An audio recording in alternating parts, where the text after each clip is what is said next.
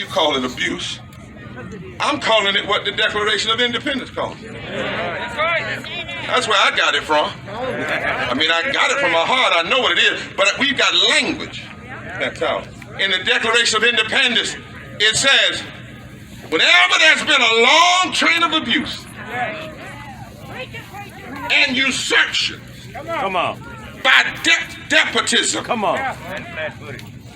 the people have a right and a duty to throw off that form of government. Help me, Holy Ghost.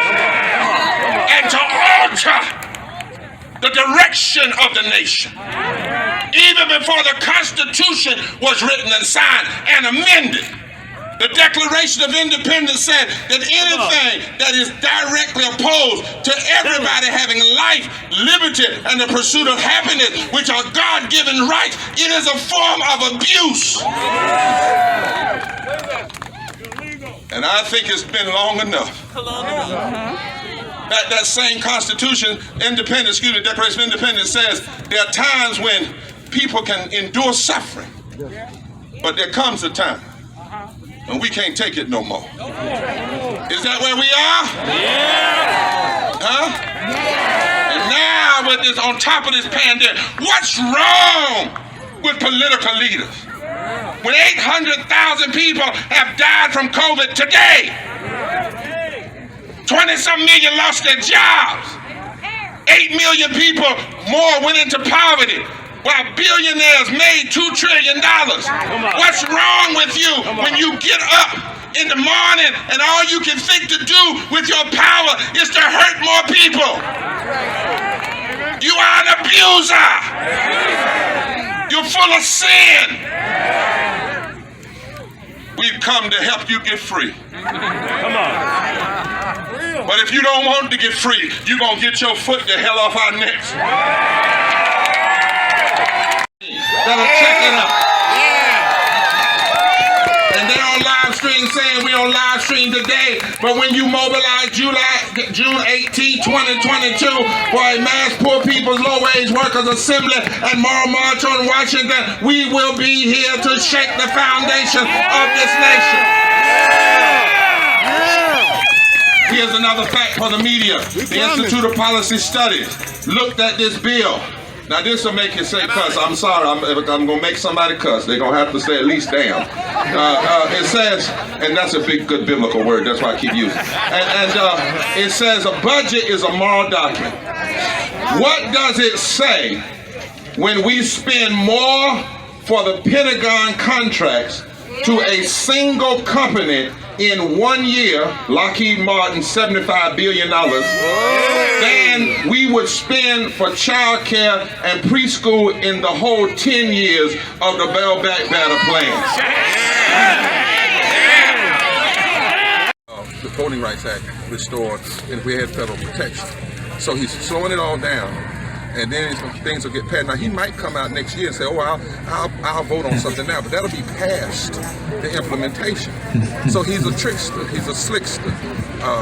The president needs to go to West Virginia. Stop meeting with him in his office. Go to his state. He's president of the whole country. Go to Arizona. Meet with the people. He's meeting with Manchin. We've been begging. The people have been saying to the president, you need to be sitting with poor and low-wealth people. So that the issue is not you against Manchin, but it's you against his own people. He needs to bring poor and low-wealth people that are impacted, the folk that need the family leave, the people that need the child income tax credit, the earned income tax credit, the home health care workers, the people that need housing. That's who he should be meeting with, and moral leaders. And then turn the mic over to them, not to organizational leaders, but turn the mic over to the people and let them go to the mic. Imagine having an Oval Office meeting with poor and impacted people, as we've been asking for 12 weeks. And his handler says, well, we're going to wait. Well, somebody suggested, they even said, well, are they going to bring the right poor and low? What is wrong with you? You need to bring people from West Virginia and Arizona. This is a people's fight. And Maine and Michigan and Mississippi and Alabama. Don't accept any state as being red. They're all states with human beings in them. What if you had a conference, a White House conference, with all the people you're trying to help? Why are you scared to put the face on the people you say you're trying to help? Bring them to the White House. Bring moral and religious leaders. Bring pastors, not just people who have kind of minister, but pastors who live with the people, who have to bury the people when they die because of the neglect that COVID has exposed. This stuff didn't start with COVID. It began way before COVID. COVID has exposed. And then meet with them and then call the media. The president bring all the media and say, today, I don't want to talk as president. I want you to hear from these folk in West Virginia and in Arizona. If he did that, he could move Manchin. Because the one thing Manchin doesn't want is to be shown up for hurting the miners and the poor and low-wage people in his own state. No politician wants that. But as long as you play this backroom game, you get certain people going in, sitting down with him in the back room, and not having, you can never have a backroom negotiation without a front room movement. That's contrary to history. There's no place in history that's ever worked. Even Franklin Delano Roosevelt told A. Philip Randolph, go out and make me do it. You got to run this like a campaign. You got to run the things you said during the campaign. You went to the people during the campaign. Go to the people now. And there's so many folk that want to help. They want this to be done. They want more. The Economic Policy Institute said it ought to be $10 trillion over 10 years. We're going to spend $7 trillion in military spending over the next 10 years and can't find $1.9 trillion over 7 years. That's only $190 billion a year for 10 years, and we just passed a military budget for $700 billion a year, 7 times more for war than for lifting up poor and low-income people, 8 million more of whom fell into poverty during COVID, while billionaires made $1 trillion. We just broke the filibuster for a debt ceiling, and have not broken the filibuster to stop people from driving this democracy into the dungeon. It's morally inconsistent, makes no sense constitutionally, and it's economically insane. And so today I'm gonna stop. I want you to talk to these folk. The only reason I'm here, the only reason Liz is here, because we're with the people, but talk to these folk.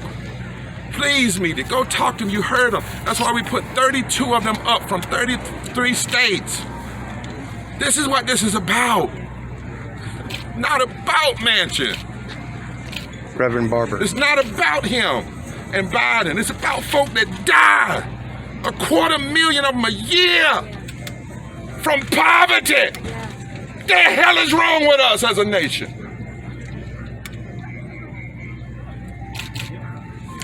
I go to the street. Reverend Barber, do you have a plan to primary these so-called moderates? We got a plan to turn out a vote of poor and low-wealth people like you've never seen, and the data tells us it's the giant, sleeping giant in every place. And in 15 battleground states, poor and low-wealth people represent 40% of the electorate. And many of them have stopped voting because they feel neglected. They don't vote Republican, they don't vote Democrat, they just don't vote. But now they have a movement to sign with, and they've decided they're gonna vote and fight for themselves. Watch and see what comes. So we go into the street.